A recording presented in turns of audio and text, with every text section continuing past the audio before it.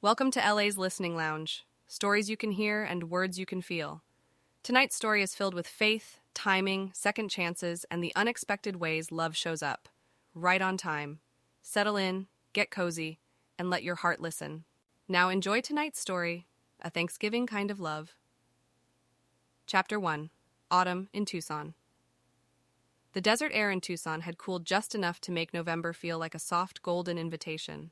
The sky stretched wide and orange over the mountains, their peaks glowing like embers under the setting sun. Ariella Stanton adjusted the hem of her black jumpsuit, took a breath that tasted faintly of dust and citrus, and stepped into the courtyard of Hacienda del Sol Resort. She scanned the scene automatically: florals, candles, aisle runner, DJ table, her wedding planner's brain ticking through a checklist only she could see.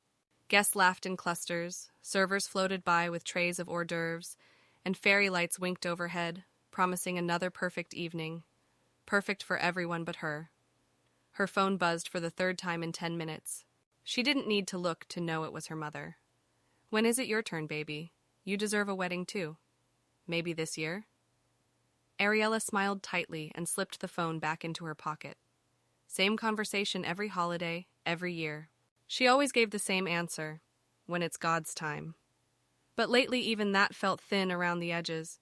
This time last year, she had thought she was close. Michael had been her almost fiancé, the man she thought would be at the end of the aisle one day. They had picked out rings just to see, talked about kids just for fun. She had even secretly chosen a color palette for their future wedding. Then, 2 weeks before Thanksgiving, he'd sat across from her at their favorite taco place and said, "I just don't think I'm ready for this, for us, for forever." She'd stared at the table, at the salsa bowl between them, and realized he'd already decided. No fight, no second chance, just done. She had gone home that night and deleted the Pinterest board, but the ache never quite left. Ever since, Thanksgivings felt like a spotlight on everything she didn't have: a date, a husband, a baby, someone to bring to Santa Fe Station Steakhouse, where her family gathered every year, pushing tables together and saying, "Maybe next year you'll bring someone." As she straightened a centerpiece, she whispered the same quiet prayer she'd been saying for months, barely moving her lips. "Lord, if my person exists, lead him to me, and if he doesn't, help me be okay anyway." Then she plastered on her professional smile, because the bride needed her, the timeline needed her, and love, at least for tonight, belonged to someone else. Chapter 2. A Dentist in Demand. Across town, the soft hum of the dental drill and the hiss of the suction filled the operatory like a familiar soundtrack. Dr. Dominic Hayes leaned back from his patient and let his assistant, Rachel, finish up. His shoulders ached and the faint chemical scent of disinfectant clung to everything. He loved his work, he really did. He loved that moment when a nervous patient finally relaxed, when someone who'd been hiding their smile for years looked in the mirror and whispered, "Wow." But the long days were slowly grinding him down. On his computer screen, a calendar popped up a reminder: Phoenix weekend. Leave by 6 p.m. A little blue rectangle of hope on a screen full of appointments. He needed the break. He needed the drive, the hotel with blackout curtains, the chance to turn his phone off and not think about molars or crowns or office overhead. He also needed space from the question everyone seemed to ask lately. His phone pinged. Text from Mom. "When are you going to settle down, Dom? Your brother's kids are growing up so fast. I'm not getting younger over here, you know. I'm praying for your wife, but you have to meet her somewhere, son." He sighed and typed back a neutral reply, something with a smiley face so she wouldn't worry. There had been a time he thought he'd already found that wife, Elania. They dated for 3 years. She was there when he finished dental school, when he joined the group practice, when he started whispering dreams about owning his own building one day. At first, she'd nodded, supportive. But as the years passed and the dream stayed a dream, her patience thinned. "You're always working," she'd snapped one night.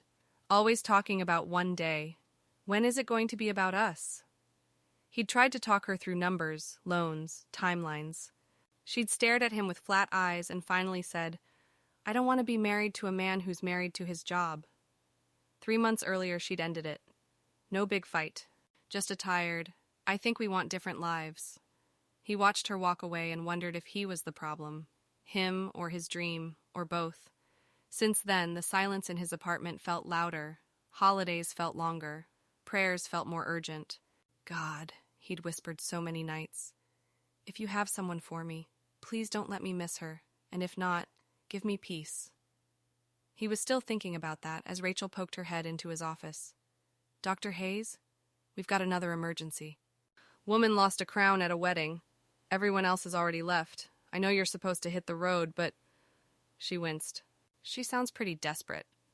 Dominic closed his eyes for a second. His body said no. His conscience said yes. Tell her to come, he said quietly. Last one. Then I'm done. He didn't know that decision was about to change everything. Chapter 3. The Crown Falls. Back at the resort, the reception was in full swing. Music thumped through the ballroom, laughter spilled from every corner. The bride's veil swirled as she spun on the dance floor. A server passed with a tray of delicate pastries. On autopilot, Ariella grabbed one, barely tasting the buttery crust before. Crunch, metal, a sudden horrifying looseness. She froze. Her tongue darted to the upper back tooth she knew all too well, her old crown, except it wasn't there. The front of her mouth tingled, her heart slammed, and panic raced from her chest to her fingertips. Not tonight, please, not tonight. She ducked into a side hallway, nearly colliding with a florist packing up extra blooms. In the nearest bathroom mirror, harsh light revealed a nightmare, a glaring gap when she tried to speak. Every word whistled. I look like I bit a brick, she groaned.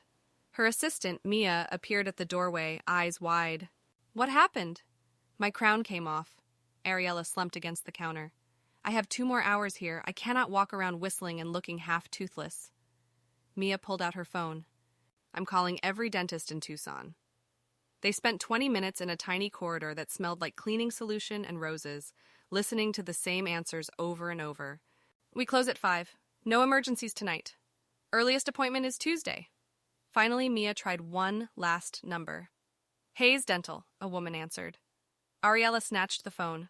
Hi, my crown just came off at a wedding I'm working, and I look crazy, and her voice cracked. Okay, breathe for me, the woman said gently. Let me check with the doctor. Hold music hummed. Ariella stared at herself in the mirror, tapping her fingers against the sink. This is it. I'll be the whistling wedding planner forever. Then, Dr. Hayes can see you if you can get here in 20 minutes. Yes. Yes, I'll be there. Relief flooded her chest. Tell him I'm so grateful. She kicked off her heels, slipped on the flat she kept in her emergency kit, handed Mia the clipboard. You've got the timeline? Yes. Go fix your face, Mia said, smiling. Ariella jogged to her car, one hand over her mouth, heart pounding. She did not know that God was about to answer a prayer with a broken crown and a tired dentist on a Friday night. Chapter 4. Their first meeting. Hayes Dental was quiet when she arrived, the waiting room half lit, the sound of equipment distant. The air smelled faintly of mint and disinfectant. Ariella tugged at her cardigan and checked her reflection in the front glass one more time, groaning at the gap in her smile. The door opened. A woman dressed in scrubs waved her in. You're our crown emergency. That's me, she said, voice muffled by embarrassment. In the operatory, under the bright overhead light, stood Dominic. He looked as tired as she felt, dark circles under warm brown eyes, his scrubs slightly wrinkled. But his smile was kind. Rough night? He asked. She covered her mouth. Is it that obvious? Only because I've seen that look before. He pulled on fresh gloves. Don't worry, let's take a look. I promise not to let you leave looking like a jack-o'-lantern. She laughed, then winced at the sound. Too late. As he worked, the conversation slowly unfolded around the buzz and click of instruments. She told him she was a wedding planner. I live in other people's love stories, she joked. Mine, not so much. He asked how long she'd been in Tucson. She asked why he was working so late. I was supposed to drive to Phoenix tonight, he admitted, eyes focused on her tooth. But you called and I couldn't say no. Wow.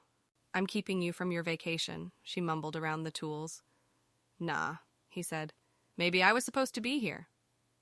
At one point, while he waited for the cement to cure, they drifted into small talk about holiday traditions. That was when the strangest coincidence surfaced. So, where do you usually go for Thanksgiving? He asked. Santa Fe Station Steakhouse. My family's been going there for years. You? His hand stilled. You're kidding. My family goes there every year. Same place, she blinked. What time? 3:00. We always sit near the fireplace. Her jaw dropped. We're there at 3. We sit by the piano. They stared at each other, stunned. So we've literally been in the same restaurant, same day, same time, she said slowly. And somehow never met, he finished.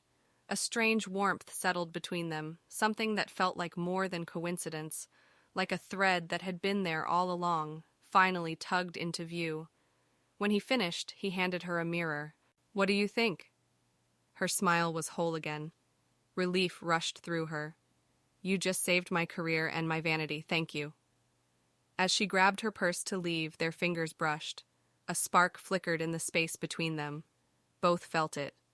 Neither said it. Outside in the cool desert evening, she exhaled, one hand over her heart. "That felt different," she whispered. Inside, Dominic watched the door close behind her, then leaned against the counter, suddenly very awake. "Who was that?" he murmured to himself. He had no idea he'd just met the woman he would be praying about in a matter of days. Chapter 5. Best Friends and Old Ghosts. Ariella didn't even pull out of the parking lot before calling her best friend. Kalina answered on the second ring. "Please tell me the tooth rescue was successful." "It was," Ariella said. "And the dentist was nice." She said it too casually. Kalina pounced. "Nice how?" "He had good bedside manner nice, or I'd let him ruin my lipstick nice." "Kalina!" Ariella burst out laughing. "Oh my goodness. But maybe both?" She told her everything. The last-minute emergency, the tired but gentle dentist, the way he'd stayed late just for her. The Thanksgiving restaurant coincidence. There was a long pause. "Ari," Kalina said slowly, "you've been praying for God to send your person. You meet a handsome dentist who saves your smile and has literally been in the same room with you every Thanksgiving? That's not just cute, that's something." Ariella bit her lip. "I don't want to get my hopes up again. After Michael, I promised myself I'd be more careful. I can't do another almost." "Careful is fine," Kalina said. "Closed isn't. Just be open. See what God does."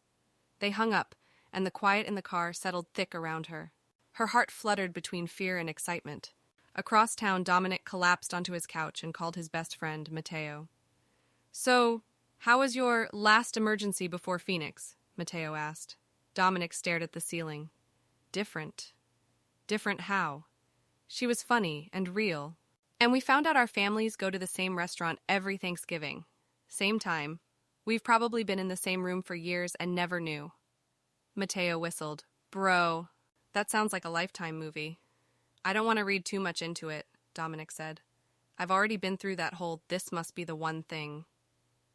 "You're allowed to hope again, you know," Matteo replied gently. "No one told you only get one shot at love." That night, in their separate homes, both Ariella and Dominic prayed. Not long, flowery prayers, just honest ones. "God," Ariella whispered, kneeling at her bed, "if this man is who you have for me, show me. Let it be clear. Let me finally get that contract with Hacienda del Sol. I've dreamed of working with them for years. Let that be my sign." "Lord," Dominic murmured, staring at the ceiling, "if she's the woman I've been waiting for, please let my application for that building go through. Let that be my confirmation." They went to sleep holding on to that fragile hope, and woke up the next day to texts from their pasts. From Michael, "I've been thinking about us. I'm sorry for how I ended things. Can we talk?" From Elena, "Dom, I made a mistake. I miss you. Can we grab coffee?" Old ghosts were back, right when something new had begun to stir. Chapter 6. Almost again. Over the next week, life moved fast. Hacienda del Sol reached out to Ariella. They'd seen her work at another venue and wanted to meet. Her hands shook as she read the email. Is this it, God? Is this about my work, or about him, or both? She pushed the thought aside and focused on her pitch deck. She also couldn't stop thinking about Dominic. He texted one evening. Dominic, just checking in on the famous broken crown. Holding up okay? Ariella, crown is secure, planner is cautiously optimistic. Dominic, cautiously optimistic about what? She stared at the screen, then typed, about a lot of things. Coffee sometime? Dominic, name the time and place. They met at a cafe with exposed brick walls and the smell of cinnamon in the air. Conversation flowed easily. Stories about bad dates, demanding clients, odd patients. They laughed until their sides hurt. Dominic loved the way she lit up when she talked about helping shy brides feel beautiful. Ariella loved the way he softened when he talked about little kids learning not to be afraid of the dentist. They went on a second date, a walk through the desert botanical garden at dusk, a third takeout and a movie at her place, where he fell asleep halfway through, his head tipped back and mouth slightly open. She snapped a picture and texted it to Kalina with the caption, "This is my life now." But threaded through the joy was something else, a tug toward the familiar. Michael had called, voice soft, apologetic. "I panicked," he'd said. "I see you with your business doing well, and I freaked out about not being enough. I've been going to counseling. I realize how badly I hurt you. Can we try again?" Her heart clenched. She had once loved him deeply. Part of her still did. Could it be that his return was the answer to her prayer, not Dominic? Alania had met Dominic for coffee, eyes red-rimmed. "I was selfish," she'd said. "I thought I wanted something easy, but I miss you. I miss us. I miss your goofy patient stories and your late-night grilled cheese. I see you talking about that building again online, and I want to be supportive this time. I'm ready now." Dominic listened, conflicted. He'd loved her once. He'd imagined a future with her. Was he supposed to give that up because of one new connection that might just be a moment? One evening, standing outside Ariella's car after date number 4, the air cool and smelling of creosote, she cleared her throat. "There's something I need to tell you," she said. "Me too," he answered. They sat in the front seats, silent, stretching, both staring through the windshield. "My ex reached out," she said finally. "He says he's changed. Wants another chance." "Alania called me too," Dominic said quietly. "Says she realized what she lost." They looked at each other, both struggling with the same mixture of guilt and confusion. "I like you, Dominic," Ariella said. "More than I expected to, but I don't want to wonder what might have happened if I don't at least hear Michael out." "I feel the same," he admitted. "We barely know each other. What if this is just timing? What if what we feel is rebound hope and not the real thing?" "Are you saying we should pause?" she asked, the word catching. "I don't want to," he said honestly. "But I think we both need to be sure. For ourselves, for each other. I don't want to drag old baggage into something new if it's meant to be." Tears pricked her eyes. "I hate that you make sense," he smiled sadly. "It's a curse." They sat in silence, hearts breaking over something that hadn't even fully started yet. "Maybe," she said slowly, "if this is real, it will find its way back." "Maybe it already has," he whispered, "and we're just taking the long route." They said goodbye with no promises, no "see you soon." Just a quiet ache and two people trying not to cling to what they wanted before they knew what they needed. Chapter 7. Doors that close, doors that open. The next few weeks felt like walking through fog.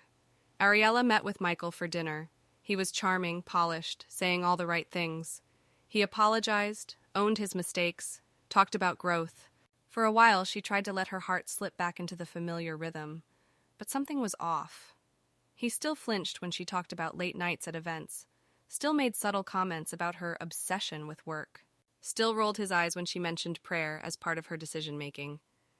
"You're a hopeless romantic, Ari," he said one night. "That's cute in your line of work. But real life isn't a Hallmark movie. Sometimes you just pick someone and make it work." His words landed heavy. She heard the subtext. "You're asking for too much." Meanwhile, Dominic tried again with Elena. They went to dinner. She was attentive and sweet, but every conversation circled back to her stress, her needs, her fears. When he brought up the building again, her smile tightened. "I'm proud of you," she said, then quickly added, "but that's a lot of risk. Maybe you should wait a few more years. We could travel instead, get a nicer apartment, build a life that's easier." One afternoon, two things happened. Hacienda del Sol called Ariella. "We'd love to officially partner with you," the coordinator said. "Your work is excellent. We're ready to sign a year-long contract." Ariella sank into her chair, heart pounding. "This is my sign." That same day, Dominic opened an email from the bank. Subject: Building application approved. He stared at the screen until the words blurred. "This is my sign." In the quiet of her office, holding the signed venue contract in her hands, Ariella whispered, "Thank you." And then, to her own surprise, she whispered another sentence. "Lord, I know now. Michael is not it. I can't shrink for him. I won't." She met Michael that evening and watched his expression harden as she talked about the new partnership. "So that means even more work, right?" he asked. "It means I'm walking in what God gave me," she replied, "and I need someone who celebrates that, not tolerates it." "So that's it?" he asked, incredulous. That's it, she said softly. I wish you well. But I'm done going backward. Across town, Dominic met Alania at a coffee shop. He told her about the building approval, expecting joy. Her smile was thin. I just worry you'll never be home, she said. I thought with us trying again, maybe you'd reconsider. I can't, he said. This isn't just a business, it's a calling. I need someone who believes in it with me. And that's not me, she said flatly. He shook his head. It's not. And that's okay, but I can't pretend anymore. He left the coffee shop lighter, even with the sting of another goodbye. That night, they both sat alone with their thoughts. Ariella stared at a blank TV screen. God, she said, I asked you for a sign and you gave it. I just don't know what to do with my heart now. Dominic lay on his couch, hand over his eyes. Lord, if I've finally let go of what wasn't for me, please don't let me miss what is. Neither knew that Thanksgiving was about to bring them back together. Chapter 8. A Thanksgiving Kind of Love. Thanksgiving arrived with a Tucson sunset painted in shades of honey and rose. Santa Fe Station's steakhouse buzzed with its usual holiday crowd. The scent of turkey, sage, and sweet rolls wrapped the room like a warm blanket. Ariella walked in behind her parents, the familiar clatter of plates and piano music washing over her. For the first time in years, she wasn't secretly hoping Michael might swoop in and make everything right. She'd already said goodbye to him, to almost love, to the version of herself that settled for good enough. She was still tender, but she was free. Her family took their usual spot near the piano. Her mother fussed with her hair, her father waved loudly at relatives, and Ariella exhaled slowly, letting herself enjoy the moment. Across the room near the fireplace, Dominic stepped in with his own family. His mom was already tearing up about the turkey, his dad was talking about football, and his brother teased him about working too much. He smiled, but his eyes automatically scanned the room. He saw her before he realized he was looking for her. Ariella, in a soft rust-colored dress, head tilted back in laughter at something her cousin said. The sight stole his breath. Every cell in his body seemed to say, there she is. He almost talked himself out of it. We said pause. We chose other people. Maybe it's awkward now. Then he remembered his prayer, the approval email, the way peace had settled when he let Alania go. He thought of the years they'd sat in this restaurant, strangers in the same space. He wasn't going to miss the moment again. He excused himself, ignoring his brother's smirk. Heart pounding, hands slightly sweaty, he crossed the room. Halfway there, Ariella turned as if something tugged at her spirit. Their eyes met across the clinking glasses and tables cluttered with cranberry sauce and mashed potatoes. Her breath hitched. No way, she whispered. He stopped at the edge of her family's table, suddenly shy. Hey, he said. Hey, she echoed, standing. What are the odds, right? Apparently better than we thought, he said, smiling. Her mother looked between them, eyebrows raised. Is this the dentist? Mom, Ariella hissed, cheeks burning. Yes, this is Dominic. He saved my mouth. Happy Thanksgiving, he said, laughing. Her mother beamed. Happy Thanksgiving. We've heard a lot about you. He shot Ariella a look. Is that so? Only good things, she said quickly. There was an awkward, sweet moment as both families realized something important was happening. Someone offered him a seat. His family noticed and waved. Her family waved back.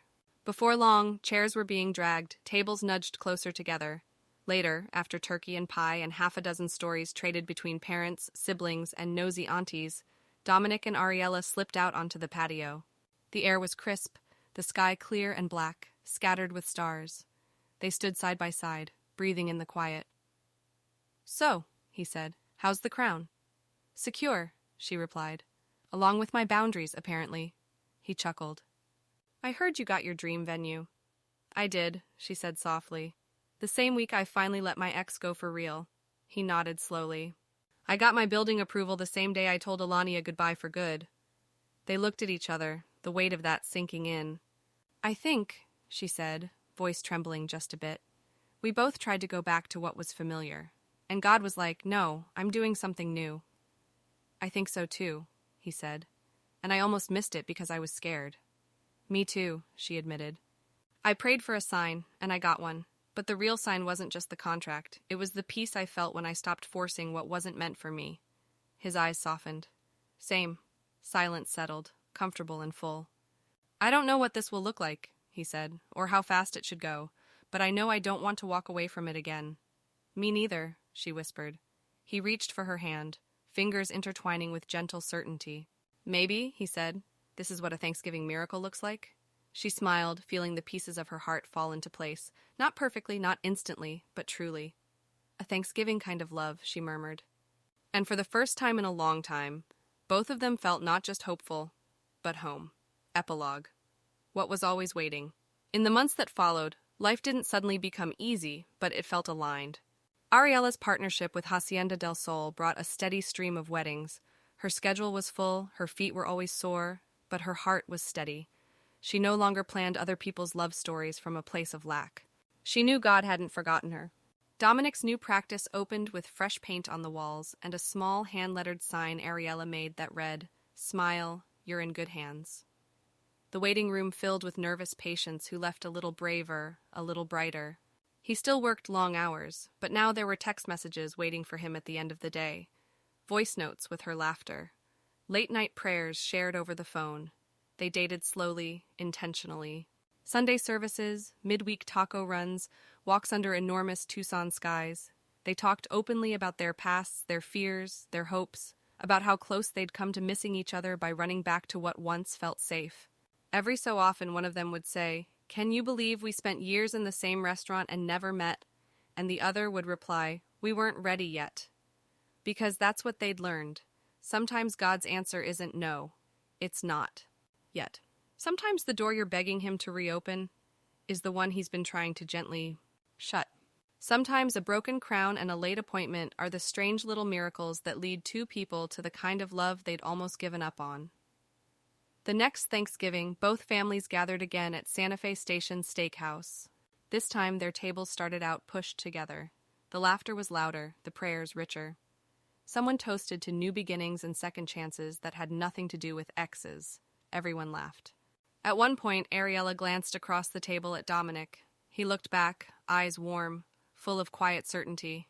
In that moment, surrounded by clinking glasses and the sound of grateful hearts, she understood. She wasn't just celebrating a holiday.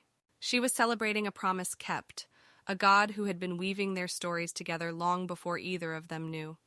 A love that had survived heartbreak, hesitation, and almosts. A Thanksgiving kind of love, ordinary and holy, gentle and sure. Not rushed, not forced, just right. Exactly when it was supposed to be. Thank you for listening to tonight's story inside LA's Listening Lounge, where stories breathe, hearts heal, and hope lives. If this story touched you, leave a comment, like, share, and subscribe so more hearts can hear stories that feel like home. Until next time, rest well, dream boldly, and remember, love always shows up on time.